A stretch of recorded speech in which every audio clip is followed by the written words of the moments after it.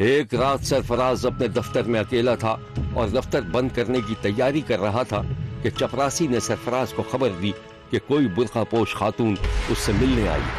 साहब, कोई औरत आई है, आपसे मिलना चाहती है, शायद कोई प्रॉपर्टी बेचनी है।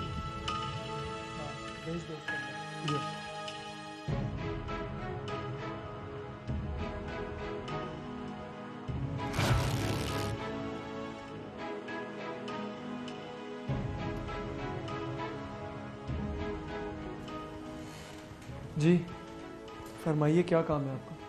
कोई खास काम तो नहीं है, बस ऐसे ही। ऐसे ही? क्या मतलब है आपका? सरफराज, तुम तो मेरा दिल, मेरा जिगर, मेरी जान थे।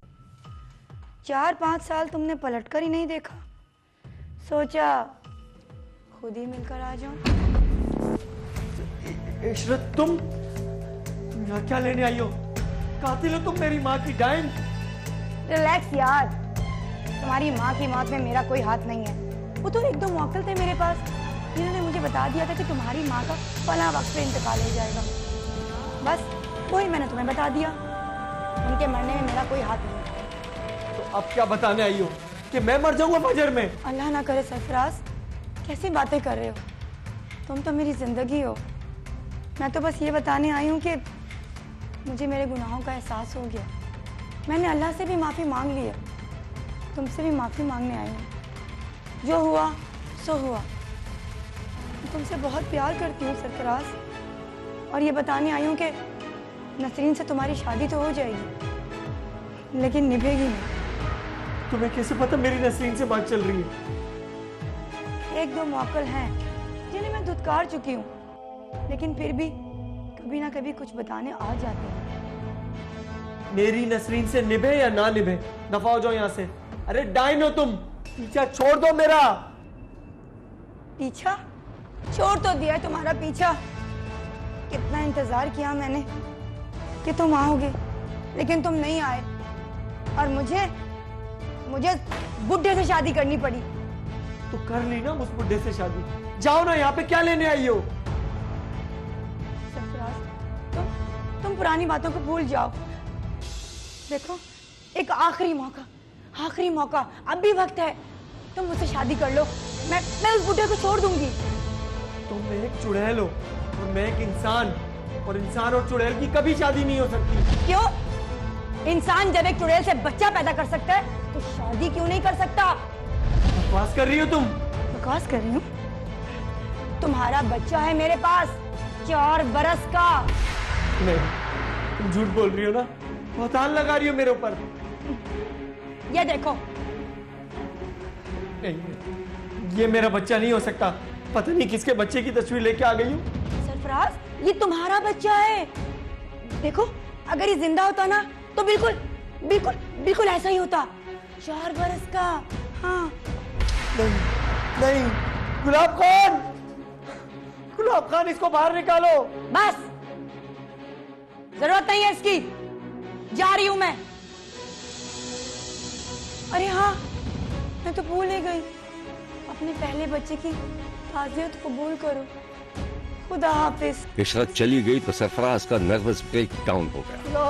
गुलाब खान। जी साहब। गाड़ी निकालो, मुझे घर ले चलो। जी साहब, चलो।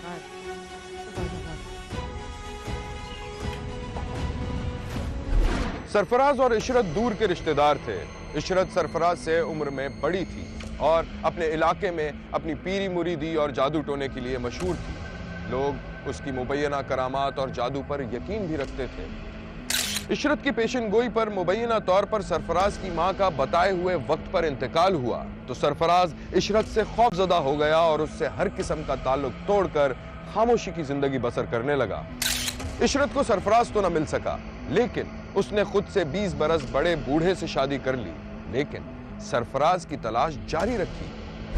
शब्बीर ने देखा कि सरफराज अपनी बीवी के साथ अस्पतालों के चक्कर लगा रहा था। बच्चे को एक अस्पताल से दूसरे अस्पताल तक लाने ले जाने के दौरान उसके कानों में मुसलसल इशरत के शैतानी अल्फाज गूंज रहे थे और वो रद्द बला का वजीफा पढ़ता जा रहा था।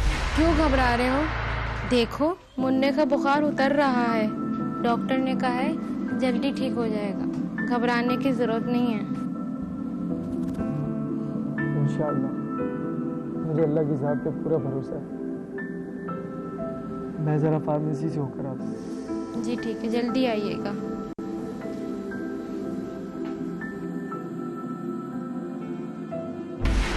सरफराज को गाड़ी तेजी से भगाते हुए फार्मेसी से दवाएं लेते, घर लौटते, कार पार्क करते और घर के अंदर दाखिल होते देखा गया। लेकिन ये एक दिल दहला देने वाला मंजर था।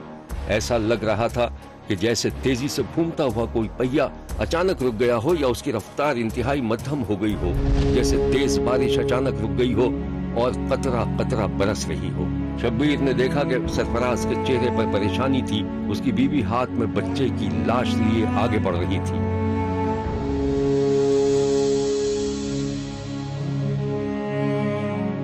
तमाम आवाजें खामोश हो चुकी थी। वो दोनों गले मिलकर सिसकियां भर रहे थे।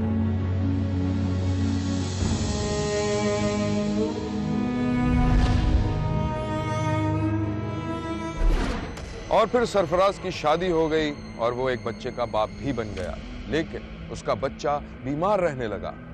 इशरत की काली जबान या मुबैना पेशगोई दूसरी बार सही साबित हुई। सरफराज ने यह फैसला कर लिया कि वो इशरत को छोड़ेगा नहीं। सरफराज के चेहरे पर मुस्कुराहट थी और वो फोन पर बात करता हुआ इशरत के दरवाजे तक पहुंच गया था। उस रात सरफराज ने न सिर्फ मुबैना तौर पर जादूगरनी इशरत को कत्ल किया, बल्कि दूसरे कमरे में जाकर उसके शौहर को भी कत्ल कर दिया।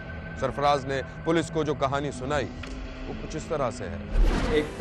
काफ़ी सारे हमने एवेन्यूज खोल लिए थे, लेकिन जो बुनियादी बात हुई कि वो जियो फेंसिंग में ही एक नंबर था कि जिसको फिर शॉर्ट लिस्ट किया गया और कई नंबरों पे काम हुआ। दिन रात मैं आपको बताया, जैसे कि दिन रात इस पे काम हुआ, कई नंबर पे काम हुआ, लेकिन एक नंबर पर उसी में से क्लिक हुआ और उससे फिर आगे पर हम मुल्ज़िम तक पहुँच पाए। तो अल्हम्दुलिल्लाह मैं कामयाब हुआ हूँ। अल्लाह ताला के फजल करम से अल्लाह ताला ने मुझे सुरखरू किया है और मैंने डबल मर्डर केस में कातिल को लाहौर से गिरफ्तार करके चालान करवाया। यह है मुल्जिम सरफराज, जिसने खुदा जाने दोहरे कत्ल के जवाब के लिए जो कहानी सुनाई थी उसमें कहां तक सच्चाई है। ताहम शब्बीर का कहना है कि माशरे में इस तरह के बेशुमार किरदार मौजूद हैं जो जादू टोने पर यकीन रखते हैं। इशरत जादूगरनी मशहूर थी, पता नहीं अपने हुस्न और चालाकियों की वजह से या वाकई उसके कब्जे में कोई ऐसी ताकत थी जो उससे शैतानी काम ले रही थी। देखते रहिए, क्योंकि कोई देखे न देखे, शब्बीर तो देखे।